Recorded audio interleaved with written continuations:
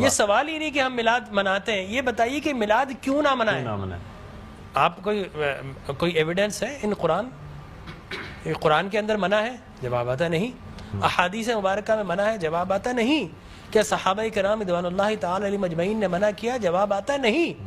بڑی عجیب غریب بات ہے کہ آپ منع کرتے ہیں۔ اچھا جناب یہ دیکھیے کہ میں بڑے سادہ الفاظ میں بتانا چاہوں گا کہ اسلام کیا ہے۔ اسلام 4 چیزوں پہ مشتمل ہے۔ حضور نے جو فرمایا وہ اسلام ہے، حضور نے جو کیا وہ اسلام ہے، اور حضور نے جس سے منع کر دیا وہ اسلام ہے، اور حضور نے جس سے منع نہیں کیا وہ بھی اسلام ہے۔ لہٰذا اگر کوئی آج کسی چیز کو منع کرتا ہے، اس کا مطلب یہ ہے کہ وہ اسلام کے منہ میں اپنی بات ڈال رہا ہے۔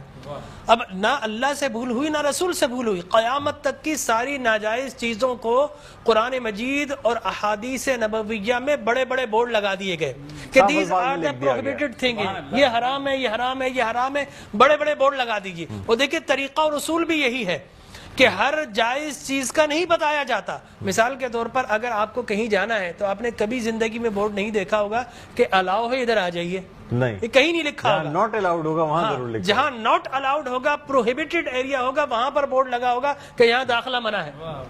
لہٰذا قرآن و احادیث میں بھی بڑے بڑے بورڈ لگا دیے، یہ حرام، یہ حرام، یہ حرام۔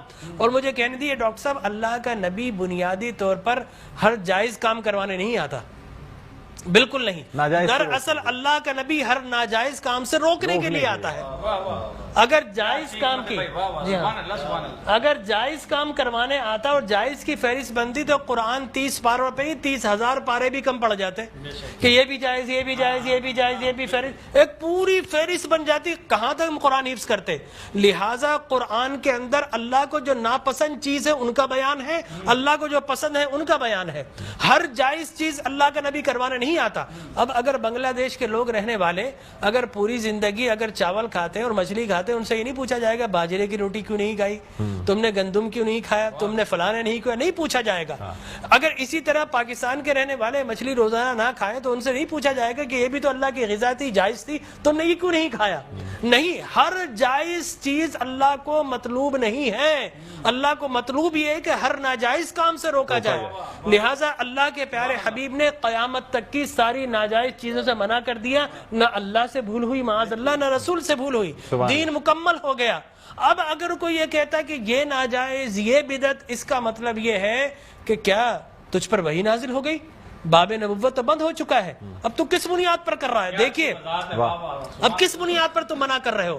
اور میں آپ کو بتاؤں ڈاکٹر صاحب، یہ دین کا مسلمہ اصول ہے کہ کسی چیز کے جواز کے لیے کوئی ضعیف حدیث بھی کافی ہے، لیکن کسی چیز کے حرام یا بدعت ہونے کے لیے قرآن اور احادیث کی نص قطعی چاہیے آپ کو، اور حدیث متواترہ چاہیے، اس کے بغیر آپ کسی چیز کو حرام نہیں کر سکتے، اس لیے کہ اسلام گلا گھونٹنے کے لیے نہیں آیا، اسلام تو راحتیں دینے کے لیے آیا ہے۔ لہٰذا جو ناجائز چیزیں تھی اسلام نے وہ منع کر دی 1400 سال پہلے۔ اب اگر کوئی کہتا ہے کہ جناب آپ میلاد کیوں مناتے ہیں، تو میں کہتا ہوں یہ سوال ہی نہیں، بڑے احمق لوگ ہیں جو جائز کی دلیل مانگ رہے ہیں۔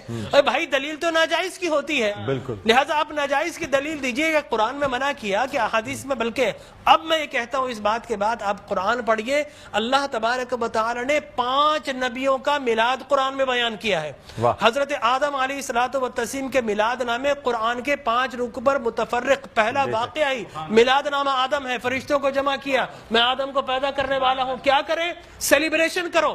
آدم کی ولادت کا موقع، نفخت فیہ من روحی فقعوا لہ ساجدین، جیسے ہی میں یہ آنکھ کھول دے، یہ پیدائش ہو جائے، ولادت ہو جائے، تو تمہیں کیا کرنا ہے؟ اس کو سجدہ کرنا ہے۔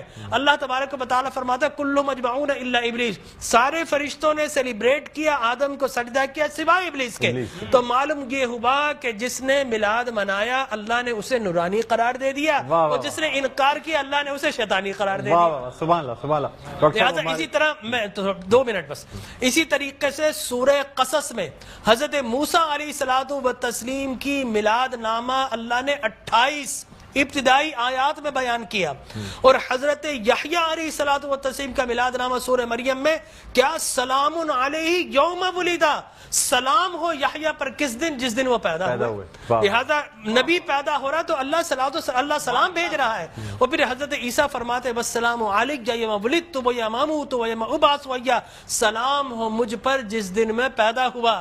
سرکار نے فرمایا. اور پھر اللہ تبارک و تعالی نے ووالدین وما ولد کہہ کر حضور کے میلاد کو بیان کیا. اور حضرت مریم کی میلاد کو اللہ نے سورہ آل عمران میں بیان کیا. پھر سرکار نے فرمایا کہ میرے غلام الجمعۃ عید للمسلمین. لوگ کہتے ہیں 2 عیدیں، تیسری عید مل گئی. حضرت عمر بن خطاب سے پوچھا کہ یہ الیوم اکملت لکم دینکم، یہ آیت ہمارے نبی پر نازل ہوتی تو ہم 2 عیدیں مناتے، ہم تو بطور عید مناتے. حضرت عمر نے حضرت ابن عباس دونوں سے احادیث فرمایا میاں تم ایک عید کی بات کرتے ہو، ہماری تو 2 3 عیدیں تھی اس دن. وہ یوم عرفہ تھا مسلمانوں کی عید کے دن، وہ جمعۃ المبارک تھا مسلمانوں کی عید کے دن، وہ تکمیل دین کا دن تھا، وہ مسلمانوں کی عید کا دن ہے. لہٰذا یہاں پر تو پہلی، دوسری، تیسری، چوتھی، 5ویں نہ جانے کتنی عیدیں. اور صحیح مسلم کی حدیث مبارک رسول اللہ نے 5 عیدیں بیان فرما دی. ایام تشریق، یوم نحر، اس کو سرکار نے عید قرار دیا. لہٰذا معلوم یہ ہوا کہ سرکار دو عالم. اور پھر میں عرض کر رہا تھا کہ آدم پیدا ہوئے، فرمایا الجمعۃ عید للمسلمین، جمعہ مسلمانوں کی عید کا دن. فرمایا رسول اللہ کیوں؟ فرمایا فیہ خلق آدم، اس لیے کہ اس دن تمہارے باپ آدم پیدا ہوئے. معلوم ہو آدم پیدا ہو تو عید کا دن، اور جس دن فخر بنی آدم پیدا ہو ہزاروں عیدوں کا عید. یہ عید بھی ہے اور یقینی طور پر جشن بھی ہے. دیکھیے حضرت عیسیٰ ابن مریم علیہ الصلوۃ والتسلیم پیدا ہوتے نا، اللہ تبارک و تعالی حضرت مریم کے پاس پینے کے لیے کچھ نہیں تھا.